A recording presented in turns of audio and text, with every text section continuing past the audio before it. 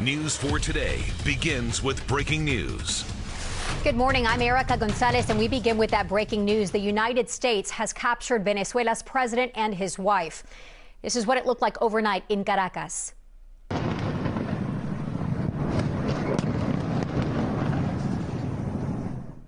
Those fireballs were seen coming from Venezuela's largest military complex, Fortuna. It's been a year in the mounting pressure campaign against Nicolás Maduro. The U.S. has built up a large force in the Caribbean over the summer. U.S. Southern Command saying that there are around 15,000 personnel operating in the area, the largest buildup in generations. And in the last months and weeks, we have seen attacks on Venezuelan drug boats. Then, just days ago, Nicolás Maduro himself had expressed interest in working with the U.S. Now this. So we're going to show you what are now some live pictures coming in from Caracas, where the sun shines on a new day for Venezuela and its people. What you see there, a large contingency of people out on the streets, a day being greeted with excitement by many and extreme concern by others with the toppling of a dictator. Attorney General Pam Bondi on X this morning, in fact, a short time ago, saying Nicolás Maduro and his wife Cilia Flores have been indicted in the Southern District of New York. Nicolás Maduro has been charged with narco-terrorism, conspiracy, cocaine importation conspiracy, possession of machine guns and destructive devices, and conspiracy to possess machine guns and destructive devices against the United States. I want to play now some sound from NBC's Courtney Kube, our Pentagon correspondent, who describes how this operation was carried out overnight and sort of her insights on this and how this was done. Some of the things that are surprising to me is the U.S. military would rarely carry out an operation like this on a night with a full moon or with a large moon. They like to do things, again, going back to things like the Bin Laden raid or some of these well-known military operations in recent, they like to do it under the cover of as much darkness as possible. There's a pretty full moon out there, so that's a little surprising. I know that this sounds strange, but things like weather really do factor into the planning of these sorts of operations. That's NBC's Pentagon correspondent Courtney Kube earlier this morning. So what happens next? What planning was done by the United States? Is there a worse version of Maduro that attempts to seize power? Does the opposition party that was elected and not allowed to take power move into this moment? Nobel Peace Prize winner Maria Corina Machado, who has been in hiding and only recently surfaced.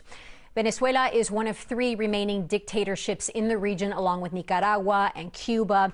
Experts in the region liken the significance of this moment to the 1962 Cuban Missile Crisis. Here's NBC's Keir Simmons on Today, detailing the response of the strike with foreign governments abroad.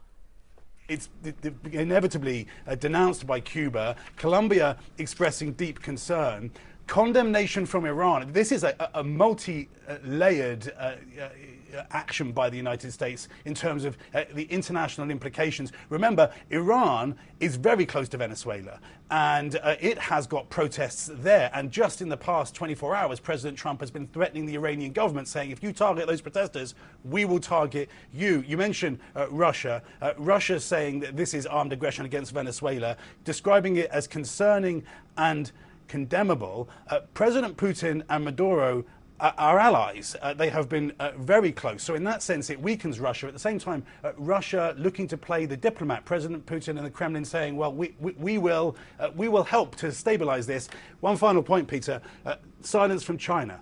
And the National Security Strategy identified China as the key competitor for the US in the Western Hemisphere. So far, we haven't heard from Beijing.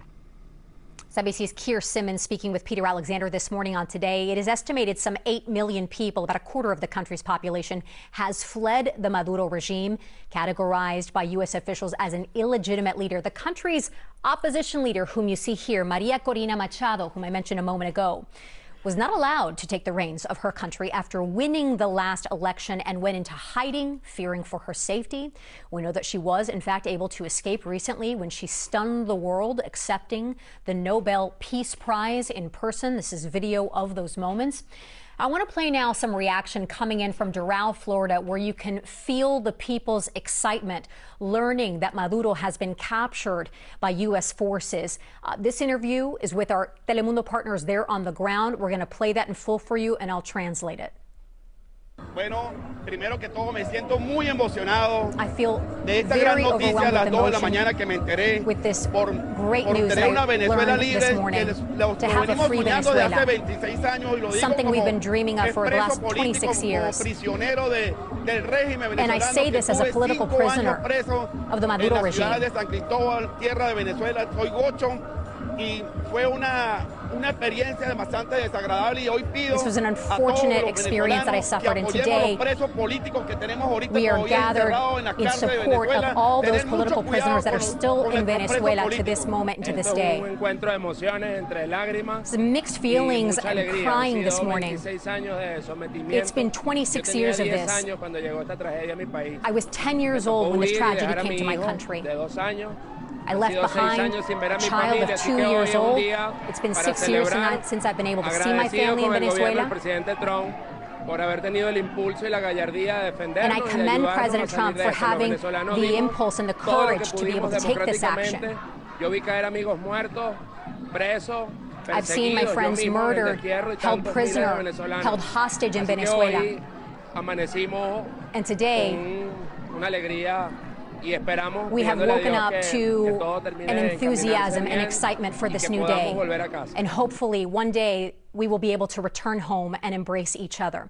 So again, some of the most moving reaction that we have seen thus far happening in South Florida this morning are thanks to our Telemundo partners there on the ground, interviewing a number of people who have come out. What started as a trickle of people in the dark and early morning hours there in South Florida has turned into a ruckus and cheering crowd, people dancing in the streets, quite literally there in South Florida. These images here, again, of those fireballs that we could now see video of happening in Caracas early this morning, likely around the 2 a.m. hour. We can now tell you that we are expecting to hear some sort of a news conference from President Trump from Mar-a-Lago this morning, where the president has spent the bulk of his holiday, and we will have continuing coverage for you.